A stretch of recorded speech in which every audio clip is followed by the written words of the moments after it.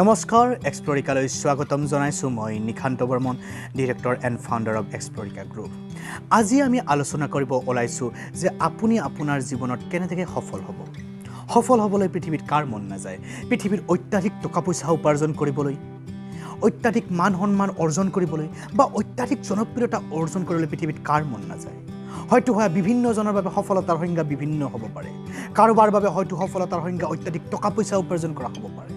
হয়তো আন কাৰোবাৰ বাবে সফলতাৰ সংজ্ঞা অত্যাধিক মান সন্মান বা অত্যাধিক জনপ্ৰিয়তা অৰ্জন কৰা হ'ব পাৰে কিন্তু পৃথিৱীত আজি বসবাস কৰি থকা প্ৰতিজন ব্যক্তিয়ে আজি সফলতা বিচাৰে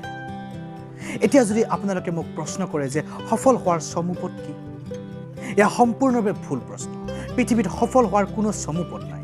কিন্তু আজি আমি আলোচনা কৰিব ওলাইছোঁ যে আপুনি আপোনাৰ জীৱনত কেনেকৈ সফল হ'ব তাৰ এটা সৰু এটা পন্থাৰ বিষয় এটি আলোচনাৰ বিষয় আৰু সেইটো হ'ল যে আপুনি আপোনাৰ নিজৰ জীৱনটোক কেনেকৈ মেনেজ কৰে মই আৰু এবাৰ কৈছোঁ যদি আপুনি জীৱনত সফল হ'বলৈ বিচাৰিছে তেতিয়াহ'লে এই কথাখিনিক মন কৰক যে আপুনি আপোনাৰ জীৱনটোক কেনেকৈ মেনেজ কৰে আপুনি আপোনাৰ বন্ধু বান্ধৱীসকলক কেনেকৈ মেনেজ কৰে আপুনি আপোনাৰ নিজৰ ল'ৰা ছোৱালীখিনিক কেনেকৈ মেনেজ কৰে আপুনি আপোনাৰ অফিচৰ কৰ্মচাৰীবোৰক কেনেকৈ মেনেজ কৰে আপুনি আপোনাৰ ব্যৱসায় বাণিজ্যবোৰক কেনেকৈ মেনেজ কৰে আপুনি আপোনাৰ পতি পত্নীক কেনেকৈ মেনেজ কৰে আৰু এই প্ৰতিটো বস্তুৰ ওপৰতে আপোনাৰ সফলতা নিৰ্ভৰ কৰে অৰ্থাৎ আপুনি জীৱনত সফল হোৱাৰ মূল মন্ত্ৰ হ'ল আপুনি প্ৰথমতে নিজৰ জীৱনটোক মেনেজ কৰিবলৈ শিকক যদি আপুনি নিজৰ পঢ়া শুনাখিনিক মেনেজ কৰিব পাৰিছে তেতিয়াহ'লে আপোনাৰ ৰিজাল্ট ভাল হ'ব আপুনি ভাল চাকৰি পাব ভাল দৰমহা পাব আপুনি ধনী হ'ব যদি আপুনি ব্যৱসায় বাণিজ্যখিনিক মেনেজ কৰিব পাৰিছে তেতিয়াহ'লে আপোনাৰ ব্যৱসায় বাণিজ্যত উন্নতি ঘটিব আপোনাৰ টকা পইচা অৰ্জন হ'ব তেতিয়া আপুনি ধনী হ'ব যদি আপুনি নিজৰ ঘৰখনক মেনেজ কৰিব পাৰিছে তেতিয়াহ'লে আপোনাৰ ঘৰখন সুখ শান্তিৰে ভৰি পৰিব আপুনি শান্তি লাভ কৰিব অৰ্থাৎ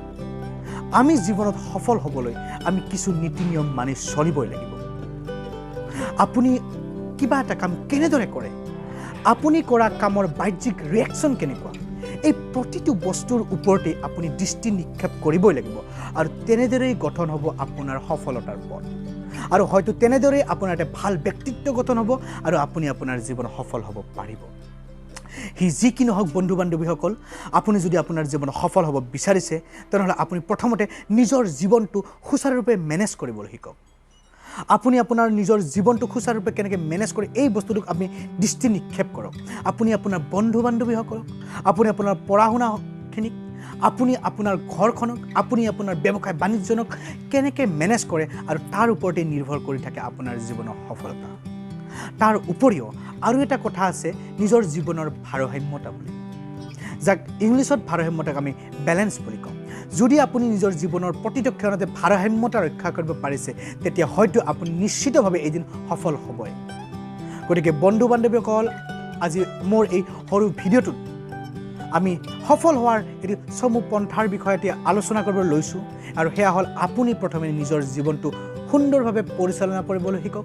আৰু জীৱনৰ প্ৰতিটো ক্ষণতে আপুনি নিজৰ জীৱনৰ ভাৰসাম্যতা বজাই ৰাখিবলৈ শিকক আৰু হয়তো তেতিয়া আপুনি জীৱনত সফল হ'ব পাৰিব আৰু সফল ব্যক্তি হিচাপে নিজকে এদিন গৌৰৱ কৰিব বন্ধু বান্ধৱীসকল আজিলৈ এৰিছোঁ জীৱনত কেনেকৈ মেনেজ কৰিব লাগে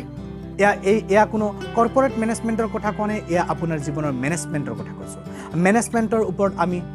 পৰৱৰ্তী ভিডিঅ'বোৰত পুনৰ পুংখানুপুংখভাৱে ভালধৰণে আলোচনা কৰিম গতিকে মোৰ ভিডিঅ'বোৰ আপোনালোকে চাই থাকিবলৈ মোৰ চেনেলটো লাইক শ্বেয়াৰ আৰু ছাবস্ক্ৰাইব কৰিবলৈ নেৰিব চ' আজিলৈ এৰিছোঁ বন্ধু বান্ধৱীসকল ধন্যবাদ নমস্কাৰ